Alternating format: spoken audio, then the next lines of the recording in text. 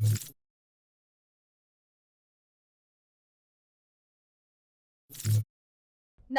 હું છું પ્રિયા અને તમે જોઈ રહ્યા છો જનતા કી જાણકારી ન્યૂઝ।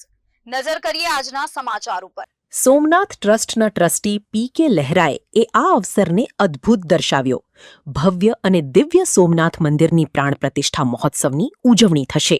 11મી મેના રોજ સોમનાથ મંદિરની પ્રાણ પ્રતિષ્ઠાને 75 વર્ષ પૂર્ણ થશે। સોમનાથમાં સૌ પ્રથમ વખત આકાશમાં ત્રિરંગા રંગથી હવાઈ શો થશે।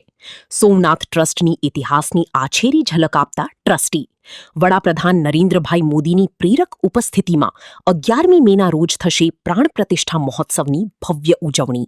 1951ના વર્ષમાં 11મી મેએ તત્કાલીન રાષ્ટ્રપતિ રાજેન્દ્ર બાબુના હસ્તે જ્યારે અહીંયા પ્રાણ પ્રતિષ્ઠા થઈ ત્યાર પછી આ વિસ્તારમાં પાણીની તીવ્ર તંગી, એક જે કંઈ સોમનાથ મેલ આવતો હતો એ સિવાય દૂરથી કોઈ ગાડી આવતી નહોતી, રસ્તાઓ ખરાબ હતા, એટલે કનેક્ટિવિટી અને સુવિધાના અભાવે ખૂબ જ ઓછા માણસો આવતા હતા।